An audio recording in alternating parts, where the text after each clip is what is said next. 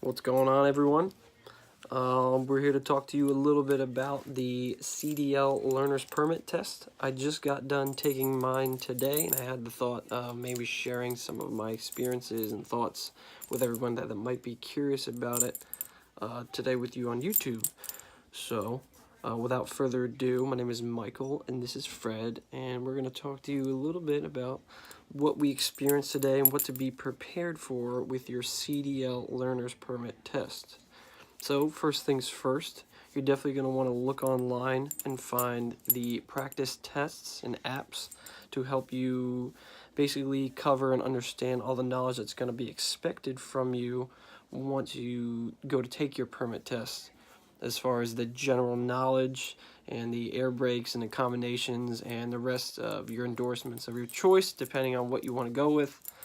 For me personally, I just took the general knowledge, the combinations, and the air brakes. I didn't need any special endorsements like hazmat or doubles or triples, school bus, or anything like that with the career that I'm going to be pursuing personally, but that's all up to you and what you want to do. Basically, after that, you're going to want to study as much as possible. Take a lot of practice tests as much as you can in all of your free time. I took multiple different practice tests and exams off many different applications and websites just to make sure I thoroughly blanketed and covered everything that I think that I might need to know, just to be as prepared as best I could. I have kind of a mechanical background in my experience, so some of the stuff to me was pretty common sense kind of stuff, as far as like tire treads and, flashers and headlights and what to do in certain situations, so on and so forth. That might not be as easy to some people, so you're definitely going to want to cover and study and practice as much as you can just to make sure you're thoroughly prepared as best you can, so that way when you actually go and take your learner's permit exam, it's as easy for you as possible. Also, some of your questions, depending on where and what apps you use or what websites you use, are going to be worded a little bit differently than they might be on the test, so just be prepared for that as well. And once you do that, get ready, make a plan, and just be ready. Pick a day that works for you, whatever your work schedule is or whatever works for you, to go to PennDOT and actually take your learner's permit test. I went today, today's Saturday, September the 15th, 2018. They open at 8:30 a.m. here at the local one I went to here in Pennsylvania. They are not open on Mondays. I learned that the hard way, so don't prepare for Mondays. You can always check your hours for your local DMV, but for the one I went to, they were not open Mondays ever for whatever reason, so I went on Saturday instead. Another good thing to also do is, as a plan B, if I did not pass today, for whatever reason, that I took off of work Tuesday of next week, just in case I needed to retake my test again, because I believe if you fail your test for whatever reason, you can go back the next following day that they're open to reattempt to take the test again. So my plan B was for Tuesday, but I passed it today on Saturday, so I'm just going to have a normal day off on Tuesday, and it's going to be great. But you definitely want to get a lot of good rest and good night's sleep the night before, just to make sure your brain is refreshed and ready for the challenge. Stay focused. Definitely always a good idea to get a good night's sleep anyway. Like I said, my PennDOT here opened at 8:30, so I got there as early as possible. As you can imagine, or as you may already know, Saturdays are usually their pretty busiest day, so I just wanted to get there as early as I can to eliminate as much waiting time as possible as well. As far as like when you get there, they're going to request that you need your current valid driver's license or some other documents or forms that you might need. If you don't have a license for whatever reason, you can check your local PennDOT website and find that out. It tells you all under the driver's services webpage. I think that's where I found all my information. But I brought my current valid driver's license and also my raised seal birth certificate. They do not authorize any other documents besides a raised seal birth certificate. Make sure you have that. If you're not sure, look into it. Make sure you got it.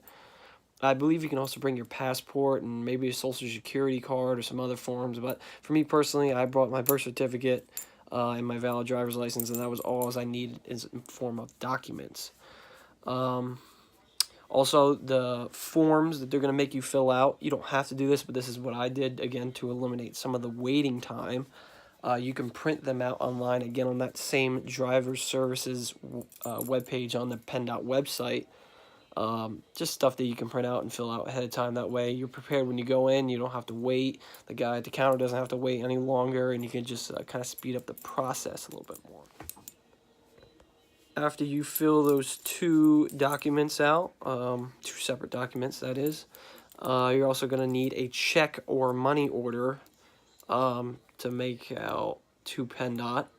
They do not accept cash or debit or credit cards, so don't even think about it. You can't, you just don't, it's not going to work. They're going to make you get a check or money order. If you're anything like me, I don't really have neither of those things really handy, so I had to go get one. But, yeah, just make sure you have a check or money order. You're going to have to go get one while you're there. The cost for me personally was $67.50.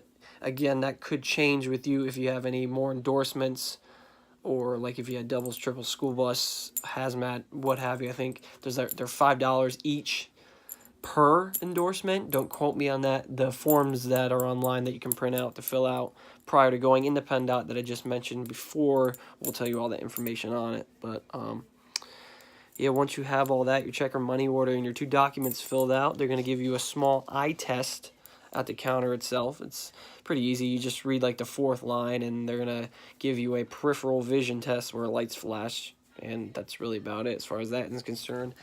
And now to the part everybody's been waiting for, the actual test itself is, again,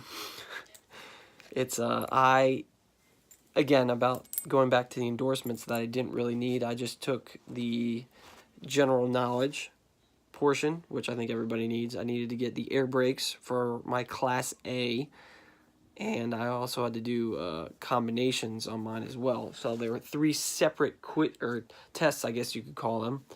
The general knowledge was the most